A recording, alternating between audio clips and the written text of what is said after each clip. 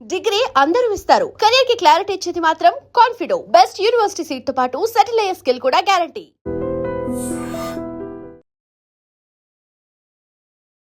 Welcome to iDream. ఈ రోజు మనతో పాటు మోటివేషనల్ స్పీకర్, లాంగ్వేజ్ ట్రైనర్ విజయ బంగారు మేడం మనతో ఉన్నారు. మాట్లాడదాం. నమస్తే ma'am, welcome to our show. Thank you ma'am, ఈ మధ్య కాలంలో చూసుకుంటుంటే చాలా మంది ఫంక్షన్స్ కి, బర్త్డే పార్టీస్ కానీ లేదా ప్రీ వెడ్డింగ్ షూట్స్ ఏదైనా సరే, ఏ ఫంక్షన్ అయినా సరే చాలా ఆర్భాటంగా, అంటే నలుగురు చెప్పుకోవాలి మనం పార్టీ చేసుకుంటే అనే విధంగా చేసుకుంటున్నారు. అసలు అంటే కొందరు ఉండి చేసుకుంటే పర్వాలేదు, దీనికోసం అప్పులు చేసి మరీ చేసుకుంటూ అవునండి. వీటి గురించి మీరు ఏం చెప్తారు మ్యామ్?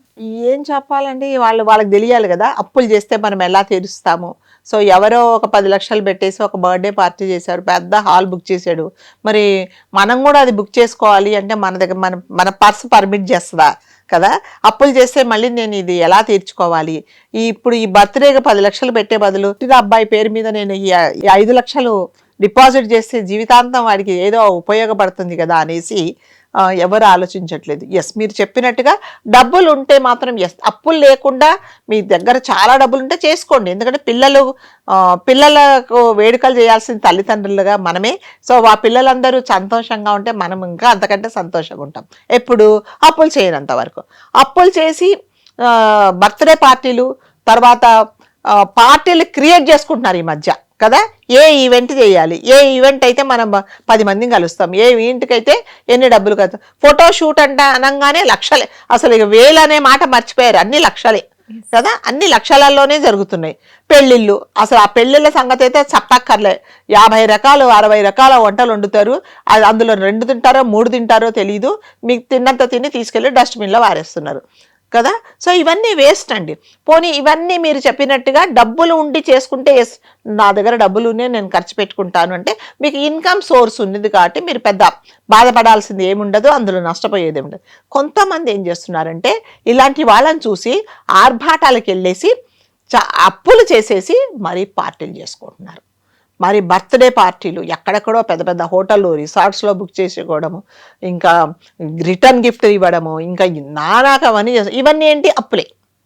ఈ అప్పులు చేసిన తర్వాత ఏమవుతుందంటే కొన్ని రోజులకు అప్పులు తీర్చోలేక మనం ఎన్నో చోట్ల పేపర్లో చదివాం, న్యూస్లో విన్నా, అప్పుల బాధ తాళలేక ఇల్లంతా మొత్తం ఇంటి వాళ్ళందరూ ఆత్మహత్య, లేకపోతే వాడు ఊరదిలేసి వెళ్ళిపోతాడు, లేకపోతే ఏం చేస్తాడంటే పిల్లలను చూసుకోలేక ఆడక్కడ ఇవన్నీ బాధలు పడక అతనే చనిపోతాడు.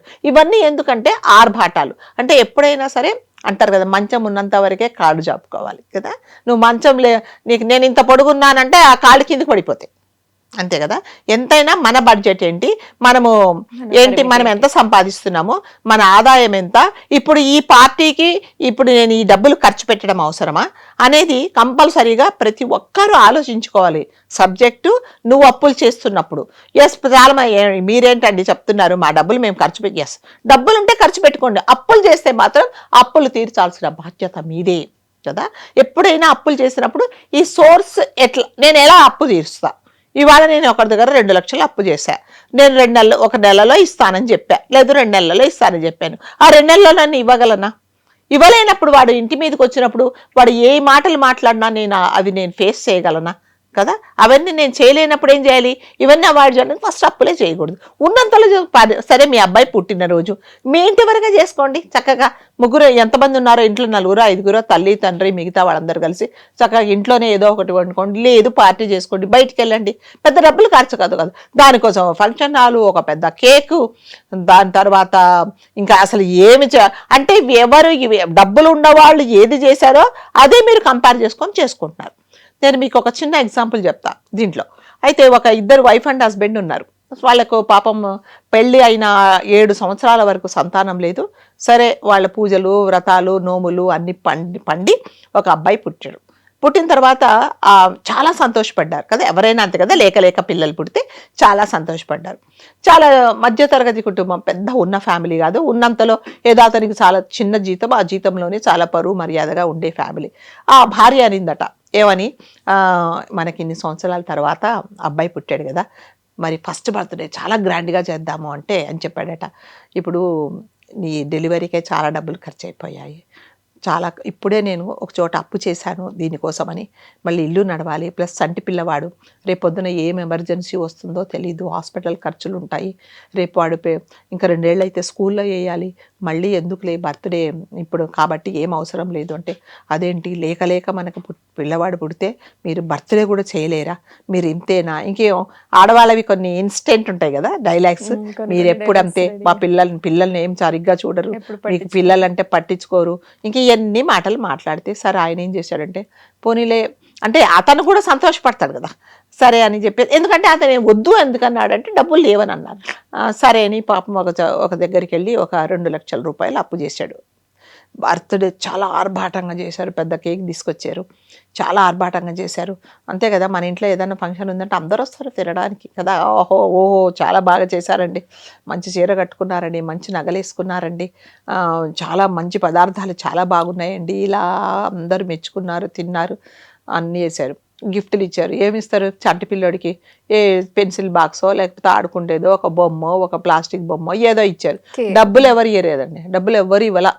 ఈయన అనుకున్నాడు ఎవరైనా వచ్చి డబ్బులు చదివిస్తారేమో, డబ్బులు ఎవరు ఇవ్వాల. కనీసం ఆయనకి అంత ఖర్చు పెడితే 2 లక్షలు ఖర్చు పెడితే కనీసం 2,000 వసూలు కాల. అన్నీ ఇట్లాంటివే వచ్చాయి, ఒక డ్రెస్సో ఒక బ్యాగ్ ఏదో చంటి పిల్లవాడికి అది ఇచ్చారు. సరే ఎంత అయిందంటే అప్పుడు 2 లక్షల రూపాయలు అప్పయింది. ప్రతి నెల అతను వడ్డీ కడుతూనే ఉన్నాడు.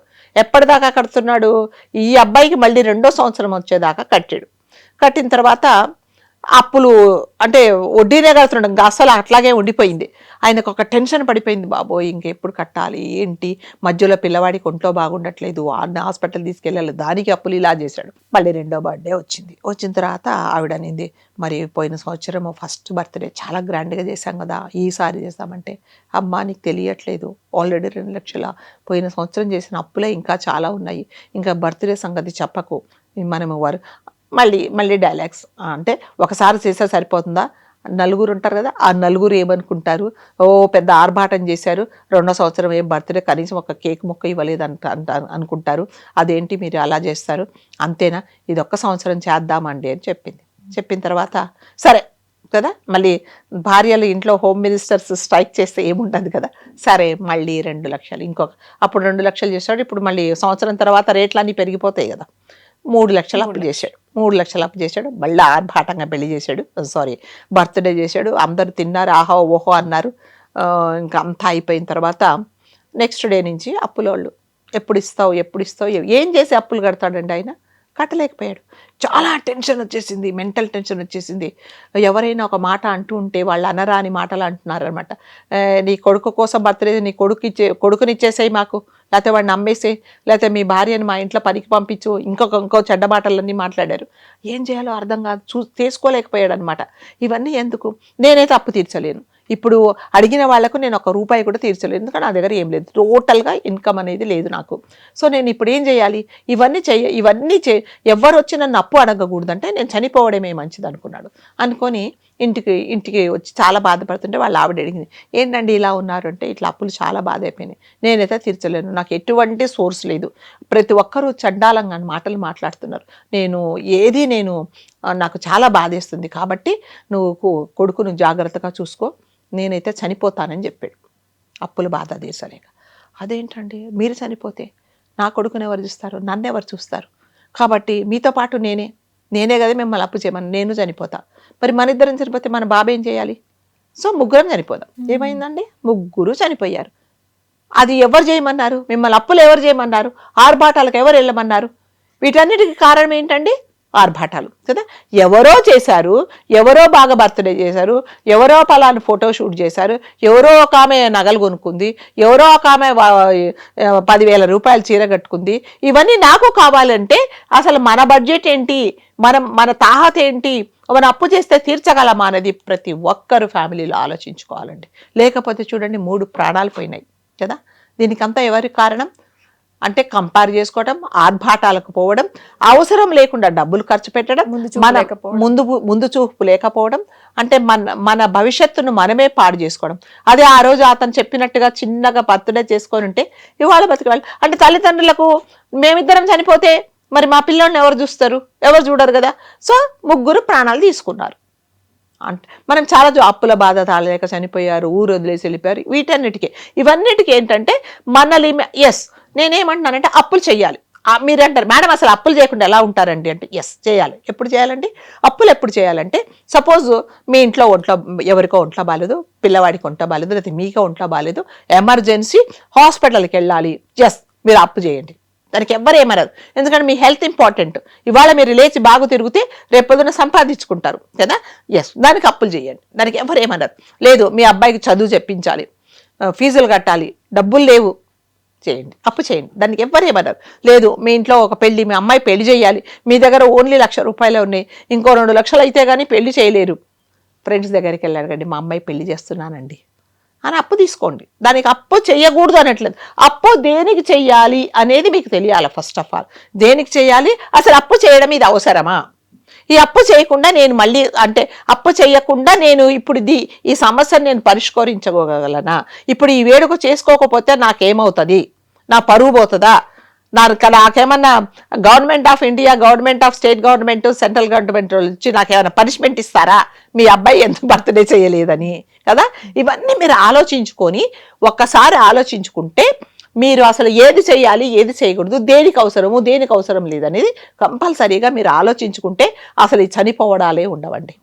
నేను చెప్పాను ఎడ్యుకేషన్ కోసం చేసుకోండి, మీ హెల్త్ కోసం చేసుకోండి, పిల్లలు ఇంట్లో పెళ్లి కావాలంటే చేసుకోండి, లేదు ఇంట్లో అసలు అన్ని సరుకులన్నీ నిండుకున్నాయి ఏమీ లేవు, పిల్లలు పస్తులతో ఉన్నారు, హస్బెండ్ పట్టించుకోవట్లేదు, ఎస్ మీరు అడగండి ఎవరినైనా సరే, దానికి ఏం ఇది లేదు.